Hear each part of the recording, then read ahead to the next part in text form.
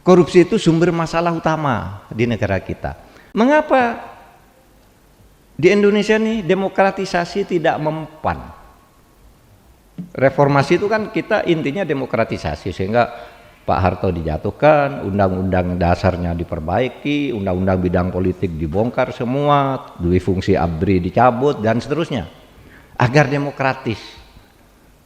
Maksudnya itu untuk memberantas korupsi, karena korupsi itu sumber masalah utama di negara kita.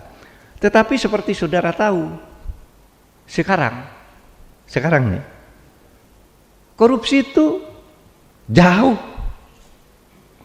lebih meluas dan masif dibandingkan di era Orde Baru. Saya selalu mencontohkan gini, gampang nih. Zaman Orde Baru tuh kalau mau korupsi ini APBN misalnya, Pak Harto nyusun APBN, ndak bisa dibantah oleh siapapun ya APBN. Sesudah itu ada penentuan proyek, kemudian itu proyeknya.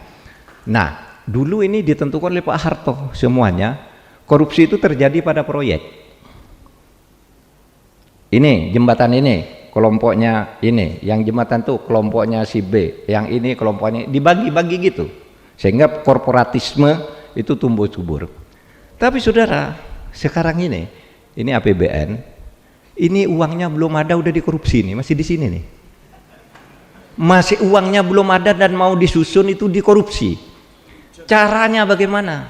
Saudara mau korupsi APBN bisa. Datang ke anggota DPR, pesan, Pak saya mau minta proyek, mau gedung, mau bangun kampus UGM sekian, berapa? 5 triliun misalnya, atau 500 miliar. Nanti anggota DPR bisa, tapi bayar dulu 7%. Uangnya belum ada, anggarannya belum ada, sudah disuruh bayar.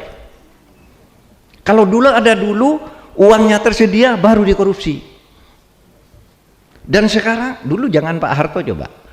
Sudah lihat anggota DPR, kalau yang suka pulang seminggu sekali dari Jakarta ke Jogja ke Semarang naik kereta api. Wah, sekarang sudah sering pergi pakai pesawat bisnis. Belum lagi kadang-kala charter pesawat hanya untuk makan ke Jogja juga. Saya ingin makan gudeg ke Jogja, saya makan siang ke Jogja sebentar, bawa pesawat balik lagi. Anggota DPR sekarang ada yang begitu. Dulu naik kereta, Pak. Jadi sekarang semakin meluas. Dan itu persoalan kita. Sehingga kalau ditanya, Pak, mengapa zaman Orde Baru itu kok korupsinya sedikit, sudah dibilang besar, sekarang besar kok orang tenang-tenang aja? Gitu. Tenang-tenang aja tuh maksudnya apa? Kadang-kala ada berita korupsi 50 miliar, 60 miliar, kita enggak kaget lagi. Dulu zaman Pak Harto, saudara, dengar ada korupsi 10 miliar, kaget itu.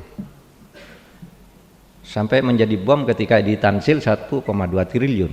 Tapi hampir jarang bicara ratusan miliar korupsi zaman Pak Harto, itu paling miliaran, puluhan miliar. Itu pun sudah dianggap parah.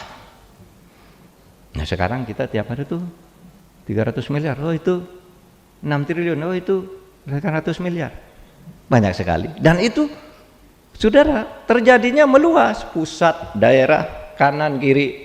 Ini dulu kan legislatif nih, eksekutif nih, poros korupsinya karena menguasai APBN. Sekarang DPR sudah ikut, bahkan DPR tuh pernah ikut sampai satuan 3, penentuan jenis barang tuh mau ikut, menentukan. Harusnya kan ngesahkan APBN aja udah cukup. Dan tidak boleh titip materi. Kalau dulu itu apa APBN-nya, oh gini masuk akal, betul kebutuhan, cetot. Sekarang undak ini masukkan, macam-macam gitu.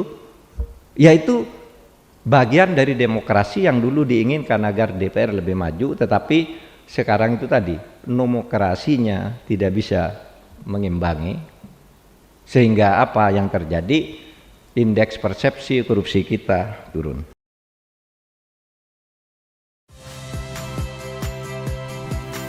Saya Viliria Bella. Saksikan program-program Kompas TV melalui siaran digital, pay TV, dan media streaming lainnya. Kompas TV, independen, terpercaya.